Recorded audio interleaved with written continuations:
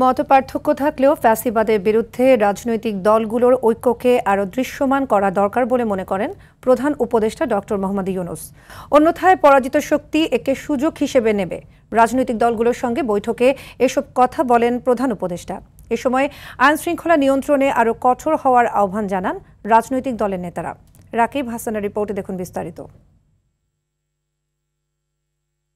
BNP, জামাত, NCP, ইসলামী আন্দোলনের সাথে বৈঠকের পর রাষ্ট্র সংস্কার আন্দোলন, এবি পার্টি, গণসংহতি আন্দোলন সহ অন্যান্য 13টি রাজনৈতিক দলের প্রতিনিধিদের সঙ্গে সাম্প্রতিক ইস্যু নিয়ে আলোচনা করেন প্রধান উপদেষ্টা ডক্টর মোহাম্মদ ইউনূস। প্রধান উপদেষ্টা ফ্যাসিবাদী শক্তির অপতৎপরতা রোধে রাজনৈতিক দলগুলোর দৃশ্যমান ঐক্যের ওপর জোর দেন। বলেন, গণ অভ্যুত্থানের 1 বছর যেতে না যেতেই পরাজিত শক্তির নানা ষড়যন্ত্রের লক্ষণ দেখা যাচ্ছে। সুযোগের অপেক্ষায় ফাঁদ পেতে বসে আছে তারা।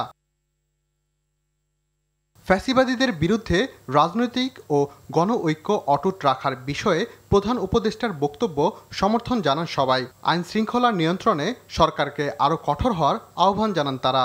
আমরা চাই যে আপনাদের পক্ষ থেকে একটা নিরপেক্ষ আচরণ এবং এই গণ অভ্যুত্থানের অংশীজনদের যথাযথ মূল্যায়ন, এই গণ অভ্যুত্থানে যাদের ত্যাগ তিতিক্ষা ছিল সেভাবে যেন মূল্যায়ন করা হয়, এটা মোটামুটি সব দলই বলেছে। বৈঠকে মাইলস্টোন বিমান দুর্ঘটনা, সচিবালয় আন্দোলন সহ সাম্প্রতিক ইস্যু নিয়ে আলোচনা হয়। এসব ঘটনায় সরকারের পদক্ষেপ ও গোয়েন্দা ব্যর্থতার সমালোচনা করেন নেতারা।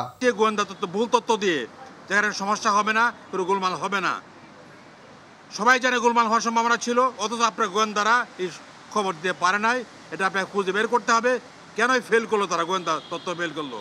পতিত আওয়ামী লীগ আরও বড় ধরনের নাশকতা করতে পারে এমন আশঙ্কা করে নেতারা প্রধান উপদেষ্টাকে বলেন, পরিস্থিতি স্বাভাবিক রাখতে সরকারের উচিত নির্বাচনের আগ পর্যন্ত প্রতি মাসে রাজনৈতিক দলগুলোর সাথে বৈঠক করা। দেশের গুরুত্বপূর্ণ সবগুলো প্রতিষ্ঠান বিশৃঙ্খলায় পরিণত হয়েছিল। তার কাছে আমরা বলেছি যে বিশেষ করে জনপ্রশাসন, পুলিশ প্রশাসন এবং বিচার ব্যবস্থা পুরো ভেঙে পড়েছিল। এই 11 মাসে আপনি কথা দেওয়ার পরেও, চেষ্টা করার পরেও সারা বাংলাদেশে এই প্রতিষ্ঠানগুলোতে শৃঙ্খলা ফিরিয়ে আনতে পারেন নাই। নিরপেক্ষ অবস্থান বজায় রেখে কেবল পুলিশের উপর নির্ভর না করে নির্বাচন সহ সার্বিক পরিস্থিতি মোকাবেলায় রাজনৈতিক দলগুলোকে নিয়ে অগ্রসর হওয়ার আহ্বান জানান নেতারা। রাকিব হাসান, RTV।